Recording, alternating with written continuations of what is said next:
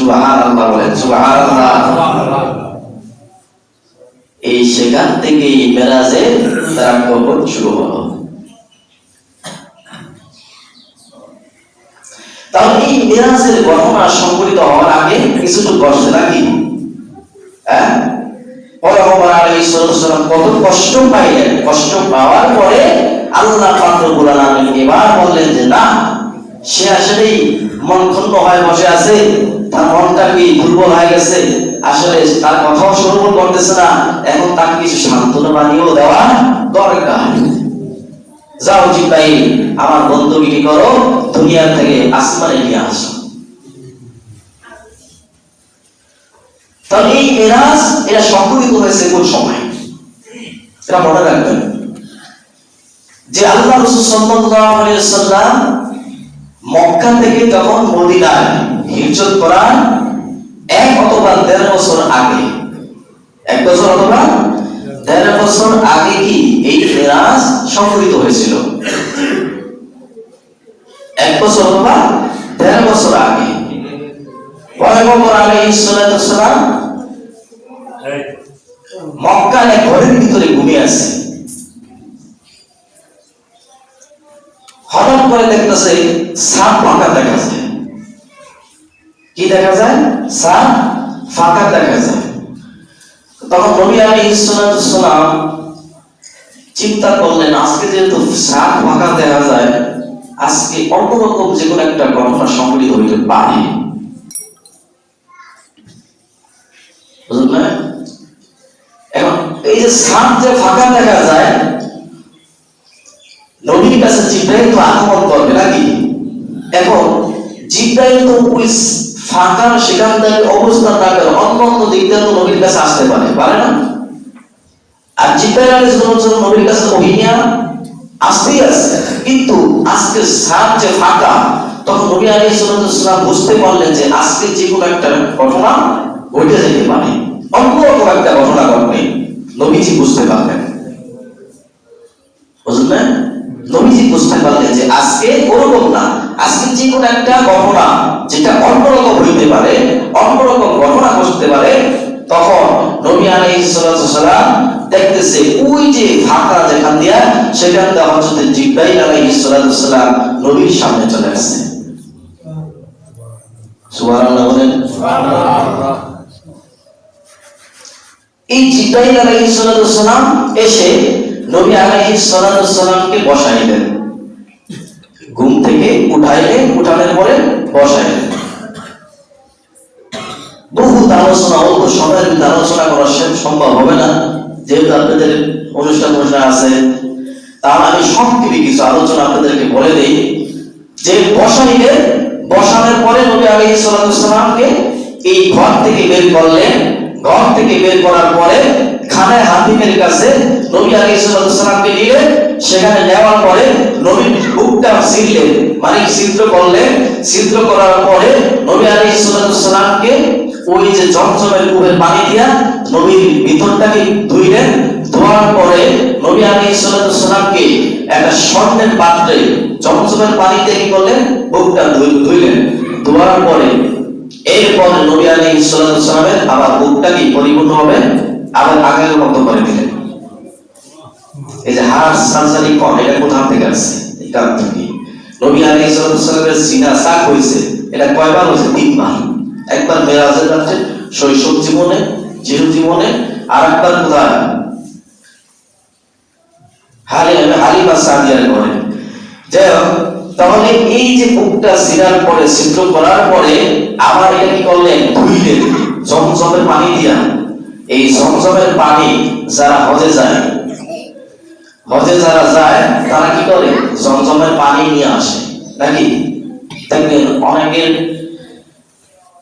হাজী সাহেবের কাছে দেখা করতে যাইলে হাজী সাহেবরা কি করে? খেজুর হাঁটায়, খেজুর আনে, খেজুর হাতে, কিন্তু খেজুর দেয় না। কয় কি? তাহলে কি দেবে?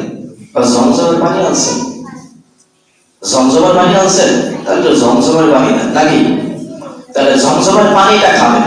যাদের ঘরে জমজমের পানি আছে, আপনারা এটা অন্য পানির সাথে মিক্সার করে কি খাবেন। খাইলে কি হবে? আল্লাহ তাআলা সকল ধরনের রোগ বিমার আমার দূর করে দেবে। জমজমের পানিটা কি খাবে। তাই নবী আলাইহিস সালামের বুকটা বিদ্ধ করার পরে আবার কি এটা আটকে দেওয়ার পরে এবার নবী আলাইহিস সালামকে আসমানে নিয়ে গেলেন। কোথায়? আসমানে। তাহলে আসমানে নিয়ে গেলে আসমানে নেওয়ার জন্য তো কোনো বস্তু লাগবে নাকি? নবী আলাইহিস সালামের সামনে জিবরাইল আলাইহিস সালাম একটা কি বোরাক নিয়ে আসলেন। বোরাক যেটা খচ্চরের চাইতেও একটু বড় আর গাধার চাইতে একটু ছোট, সাদা আকৃতি, সাদা। এই বোরাক নিয়ে আসছেন। এই বোরাকের গতি হলো বিদ্যুতের মতো। বোরাক বারকুল শব্দের অর্থ কি? বিদ্যুৎ। বারকুল শব্দের অর্থ হলো বিদ্যুৎ। বিদ্যুতের মতো এত গতি, বিদ্যুতের মতো কি এত গতি। তাফসীরের ভিতরে লেখা যে এই বোরাক এত দ্রুত, তার চোখের পলক যেই জায়গার ভিতরে পড়ে সেই জায়গার ভিতরে তার একটা কদম ফেলানো হয়। সুবহানাল্লাহ। তাহলে এই বোরাকে করে যখন এই নবী আলাইহিস সালামকে কোথায় নিবে? আসমানে। এখন জিবরাইল আলাইহিস সালাম পয়গম্বর আলাইহিস সালামকে নিয়ে আসলেন। এখন যখন এই বোরাকের সামনে আসলেন তখন বোরাক কোনো মতেই থামতেছে না, লাফালাফি করতেছে। বুঝলেন না? বোরাকের উপরে যে উঠা নবী যে বসবে, খরগোশ যেটা, তাহলে এই বোরাকের পিঠে ছিল কি একটা বসার একটা যে কোনো একটা কি বস্তু, আর তার মুখে ছিল একটা লাগাম। তাহলে নবী আলাইহিস সালাম যে তার পিঠে বসবে, কিন্তু নবী আলাইহিস সালাম বসতে পারতেছে না। বোরাকটা এদিক সেদিক হেলে দোলে, কিন্তু বসতে পারতেছে না। তখন জিবরাইল আলাইহিস সালাম বললেন যে তুমি কি চিনো যে এই ব্যক্তিকে? যে আল্লাহ তাআলার সৃষ্টির ভিতরে আল্লাহ তাআলা যা কিছু সৃষ্টি করেছে, আল্লাহর পরে যার সম্মানটা, তার সম্মান হলো মুহাম্মদ রাসূলুল্লাহ সাল্লাল্লাহু আলাইহি ওয়াসাল্লাম। তুমি কি মনে করছো লাফালাফি শুরু করছো? তখন এই বোরাকটা আস্তে করে থেমে যায়। থেমে যাওয়ার পরে বোরাকের চোখের থেকে পানি শুরু হয়ে যায়।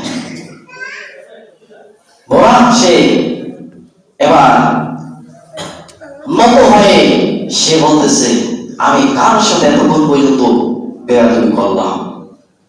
কে আমার পিঠে চড়তেছে? তখন এই বোরাকের উপরে নবী আলাইহিস সালাম বসলেন। এই বোরাক দিয়ে নবী আলাইহিস সালাম যখন এই প্রথম আসমানে গেলেন, প্রথম আসমানে যাওয়ার পরে প্রথম আসমানে আছে হযরতে ইসমাঈল আলাইহিস সালাম। তাহলে প্রথম আসমানে যখন এই গেলেন, যাওয়ার পরে সালাম দিলেন। জিবরাইল আলাইহিস সালাম দেওয়ার পরে তখন ওই আসমান থেকে জবাব আসলো যে কে? বলে আমি জিবরাইল। আবার জিজ্ঞাসা করলো আপনার সাথে কে? তখন বলল যে আমার সাথে পয়গম্বর আরবি মুহাম্মদ রাসূলুল্লাহ সাল্লাল্লাহু আলাইহি ওয়াসাল্লাম। তখন দেখেন সেখান থেকে আবার জবাব আসলো যে মুহাম্মদ রাসূলুল্লাহ সাল্লাল্লাহু আলাইহি ওয়াসাল্লামকে আপনাকে কি আনতে বলা হয়েছে? প্রশ্ন করা হলো যে আপনার সাথে যে মুহাম্মদ পয়গম্বর, আপনাকে কি তাকে আনার অনুমতি দেওয়া হয়েছে? তখন বললেন হ্যাঁ, আমাকে আনার অনুমতি দেওয়া হয়েছে। এখন প্রশ্ন করতে পারেন যে জিবরাইল আলাইহিস সালাম হলো ফেরেশতাদের ভিতরে সবথেকে বড় ফেরেশতা নাকি? এখন বলতে পারে যে এই ফেরেশতা আবার সেখানে যায় অনুমতি চাওয়ার কি আছে নাকি? বড় ফেরেশতা যার সাথে আর যাকে নিয়ে গেছেন সে কি সৃষ্টির সেরা একজন মানুষ, তাহলে ধনুজনই কি শ্রেষ্ঠ নাকি? তাহলে সেখানে যায় আবার অনুমতি চাওয়ার কি প্রয়োজন আছে? বুঝলেন না? এর দ্বারা বুঝাচ্ছে যে এখানে একটা আদব। এখানে কি এটা আদব, যে আমি যদি কোনো মানুষের বাড়িতে যাই তাহলে তার অনুমতি ছাড়া কি আমি প্রবেশ করতে পারবো না। এটা নবীজির আদব ছিলেন। এখানে নবী এবং জিবরাইল আলাইহিস সালাম আদব শিক্ষা দিয়েছেন মানুষকে। মানুষ তো বুঝতে হবে নাকি, যে আমি যদি কারো বাড়িতে যাই তাহলে কি তার অনুমতি ছাড়া আমি প্রবেশ করতে পারবো না।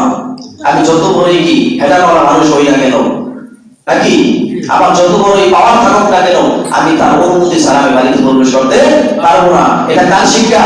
নবীজির শিক্ষা, নবীজির আদব। এই আদবের কারণেই সেখানে অনুমতি চেয়েছেন যে আসতে পারি কিনা।